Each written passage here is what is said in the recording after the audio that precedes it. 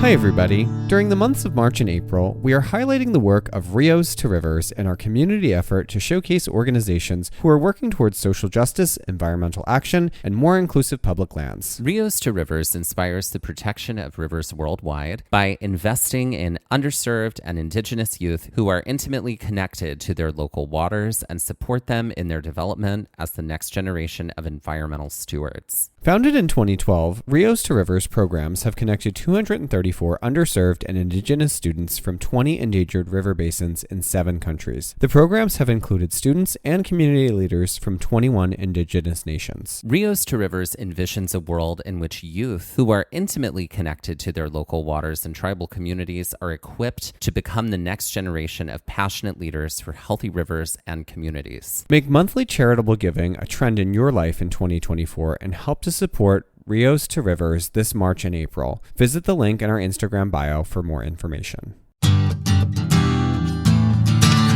Hello and welcome to Trail Mix by Gaze at the National Parks, the podcast. I'm Dusty. And I'm Mike. If you're joining us for the first time, Trail Mix is the short format episodes of our show. While our long format episodes explore one hiking trail in one national park, one park at a time, Trail Mix allows us to dive deeper into things we didn't get to cover in our long format episodes, including interviews, history, science, and environmental justice. That's right. And today's Trail Mix is all about the thermal springs of Hot Springs National Park and the science behind them.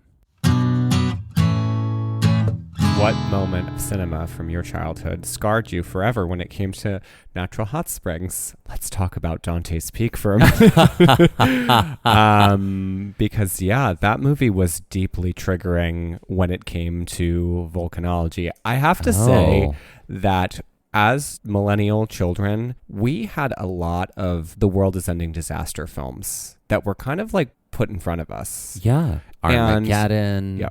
Deep Impact. Dante's Peak. Yeah.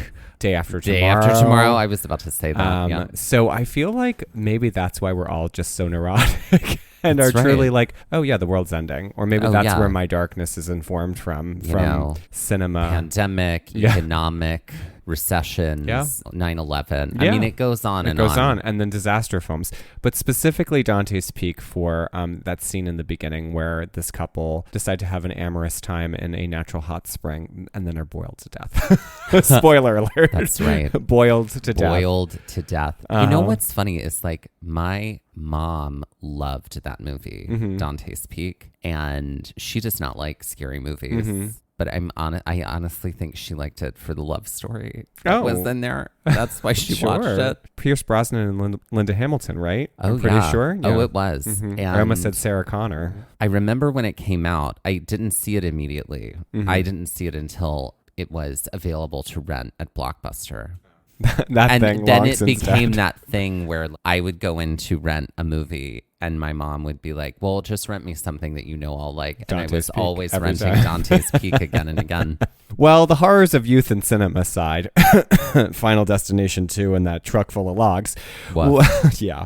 While the scene in Dante's Peak was scarring, no pun intended, natural hot springs or thermal springs can, in fact, be deadly. But before we dive deeper into Mike's darkness, territory that is not at all unfamiliar to the listeners of the show, let's first talk about what a hot spring is. A hot spring is a spring of naturally occurring hot water, which is usually heated by subterranean volcanic activity. Hot springs would be considered a geothermal feature, more specifically, a hydrothermal feature, meaning heat and water. Depending on volcanic activity and the relation to the spring, hot springs water may in fact be too hot and even deadly to bathe in, as the water would reach temperatures hotter than human beings could sustain. Let's think for a minute about parks we have visited that have geothermal features that would most likely be unwise to touch or step foot in. Say it with us now. Yellowstone. Right. That's right. The Yellowstone caldera essentially is a giant supervolcano, which causes all of those lovely geothermal features we love to see when we go there to visit. From geysers to thermal pools to mud pots, the 10,000 geothermal features of Yellowstone National Park rely on the very hot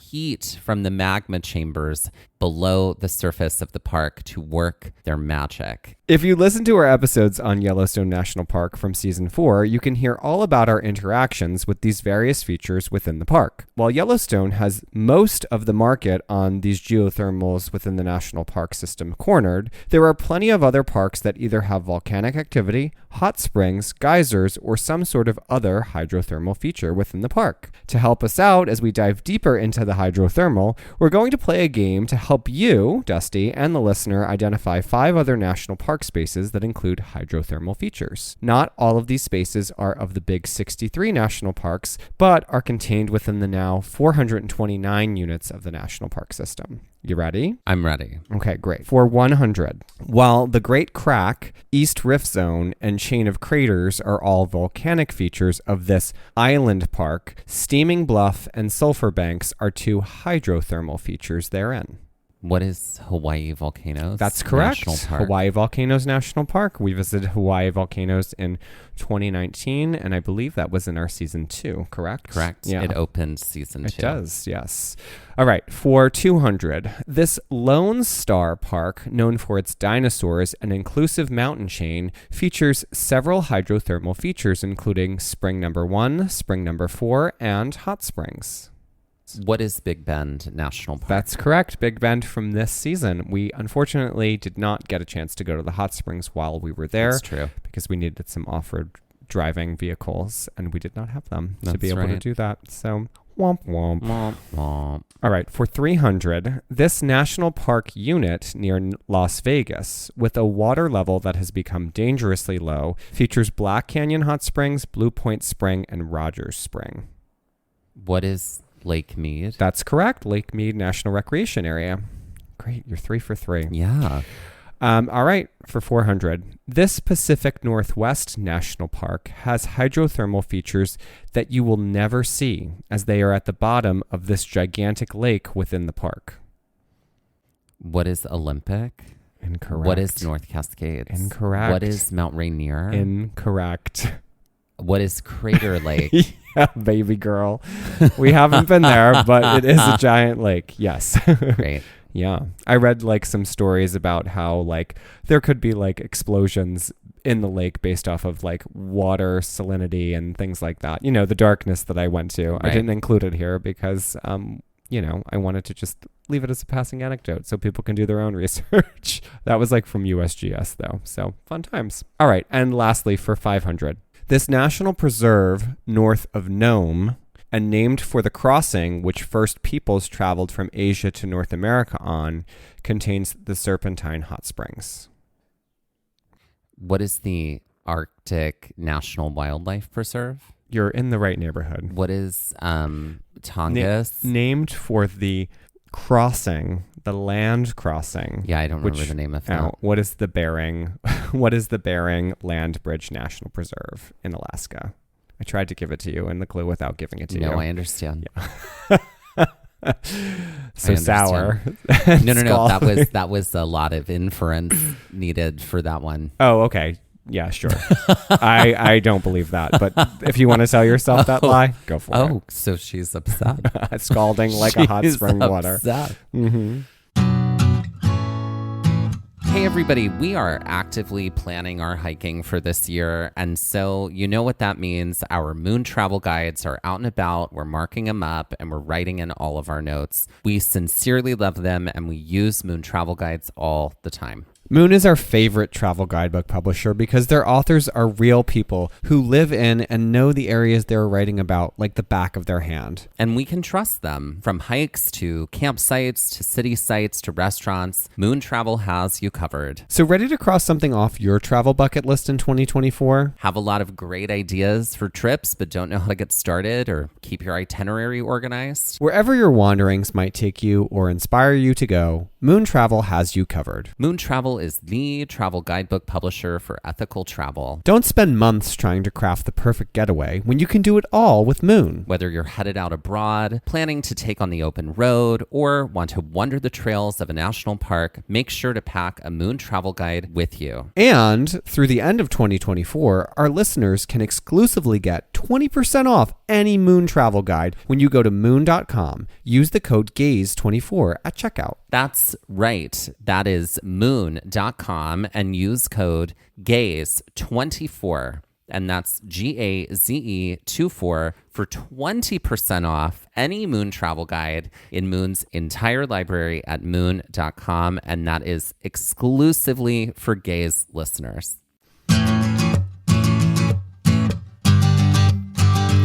Bringing it back to Dante's Peak for a minute, many of the geothermal features are present within the national parks because of magma chambers or active volcanology below the surface or adjacent to the parks themselves. But this is not the case for every park or every hot spring or hydrothermal feature. While parks like Hawaii Volcanoes, Haleakala, Yellowstone, Crater Lake, Gates of the Arctic, and Wrangell St. Elias all have volcanic links, parks like Hot Springs National Park don't. So then, why are there hydrothermal features within Hot Springs National Park? A lot of what makes Hot Springs National Park so different is the lack of volcanology, which much of the time can give the hydrothermal features a bit of sulfuric smell. What do you remember about the smells of Hawaii Volcanoes versus the smells of Yellowstone versus the smells of Hot Springs? Oh, what do I remember about the smells?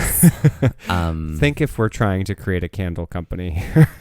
Okay, so I would say that Hawaii Volcanoes and Yellowstone definitely smelled more sulfuric to me than Hot Springs National Park. I would venture to say that Yellowstone actually smelled more sulfuric than Hawaii Volcanoes to me. See, I disagree because I think maybe my first memory is getting on the Sulphur Banks Trail and it just smelling like rotten eggs. And that permeating. But they were different smells, right? I feel like I'm remembering in Yellowstone, the smell of the hot springs, the geysers or the steam coming out. And it's just the smell was so strong. Right. And so I think I'm smelling a fresh version of it. Whereas at Hawaii Volcanoes, it was it had been absorbed into the ground and it had gone through a different, I guess, process of how the smell got preserved. It's still sulfuric, but in a different way for me. Yeah, and Hot Springs really didn't have a smell to it at all. No. Where Hot Springs National Park lacks magma chambers beneath the surface to do the work that is done in so many Western parks, they make up for it in geothermal gradient. A geothermal gradient is the amount that the Earth's temperature increases with depth. If we want to dive deep into the vault of deeply terrible disaster films, we could talk about The Core, starring Oscar winner Hilary Swank, Aaron Eckhart, and Stanley Tucci, where a team of ragtag scientists must tunnel to the center of the Earth to restart the core's flow as to avert a multitude of disasters on the surface of the Earth. See, again, more disaster films. Yes. Can I tell you, we have to talk about our friend Billy. Oh. Because Billy and I saw this movie in high school and were obsessed with this movie. There's a line that Stanley Tucci, I think, says where they're it's the worst piece of dialogue. And Billy and I still quote it to each other constantly back and forth. It's a joke only the two of us know. It's well, in order to do that, we would have to go to the center of the Earth. We can't do that. And then Stanley Tucci literally goes, but what if we could? And that's the line. And so I can hear it in Stanley Tucci's voice. And so that is what Billy and I quote all the time. If somebody says something well, we can't do that, we just both are but what if we could? Terrible, wonderful movies aside, essentially the geothermal gradient is heat that flows from the warm interior, the core, to the surface, the crust. This has a lot to do with the different layers of the Earth and how heat is moved through conduction, a direct transfer of heat which happens at the inner core and the crust. Convection, movement caused through fluid, which causes hotter material to rise and cooler material to fall, which happens at the outer core and the lower and upper mantle, and advection, which occurs primarily in the outer mantle and crust. Advection is also a cross between adverse and affection. Advection is often carried by fluid. For our purposes, when speaking about hydrothermal features, advection could be either taking place through magma, or as we are zoning in specifically on Hot Springs National Park, water. Now that we have some science terms in place, we can chat a bit about how the water in Hot Springs National Park gains its heat. The short of it is that the water within the park is plunging to a depth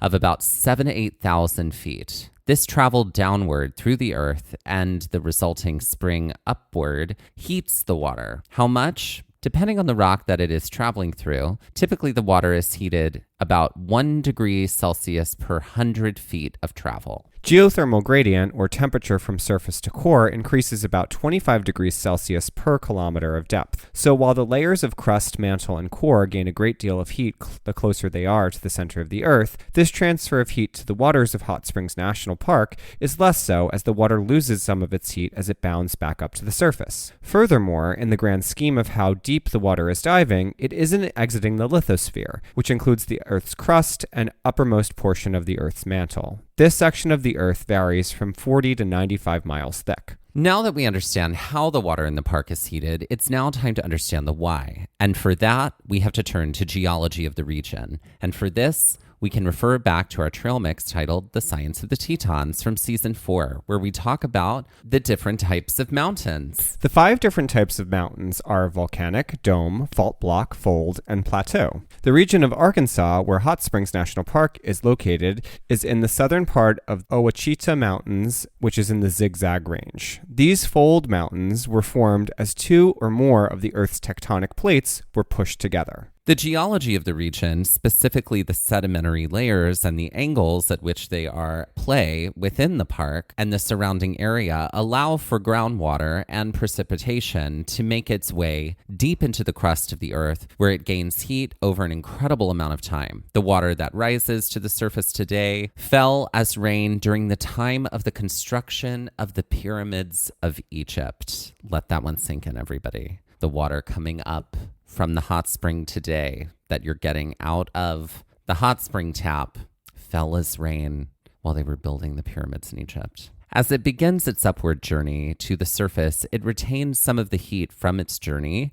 to arrive heated to a temperature of around 140 degrees Fahrenheit. From the Hot Springs National Park Geological Resources Inventory Report from 2013, quote, geologic structures, including fractured bedrock, a plunging fold, and a thrust fault, create the specific conditions that allow the water to be heated at a depth and rise rapidly to the surface, end quote. And, quote, at least 4 or 5 other anticlinal structures in the area have similar geothermal potential, but there is another factor that is responsible for the emergence of the hot springs within the park rather than elsewhere, a thrust fault, end quote. So the park itself is sort of in a Goldilocks zone, which allows for the hydrothermal features therein to exist, while the unique geology at play in this corner of the world allows for the potential for more hot springs. The added thrust fault of geology of Hot Springs National Park creates the perfect conditions for the hydrothermal environment that people have been enjoying for hundreds of years. The sources for today's trail mix include the National Park Service, the USGS, and ScienceDirect.com.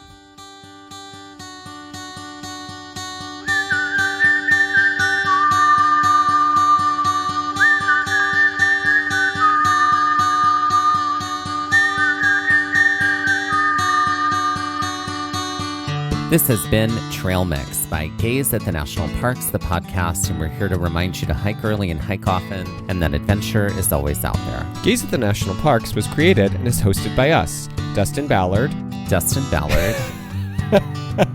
and Michael Ryan. To see images from this episode, follow our Instagram at Gaze at the National Parks. To contact us, email us at gazeatthenationalparks@gmail.com. And to find out more about the parks visited on this show, visit our website, gazeatthenationalparks.com. And that's Gaze, G-A-Z-E. All original artwork featured on Instagram and on our website is by me, Michael Ryan. All original music was written and performed by Dave Seaman and Mariella Klinger, with Sean Sklios on guitar. Our music producer is Skylar Fortgang. This episode was edited by me, Dustin Ballard. We would also like to acknowledge that while recording this episode that we are on the traditional and stolen lands of the Lenape people, also known as Middlesex County, New Jersey.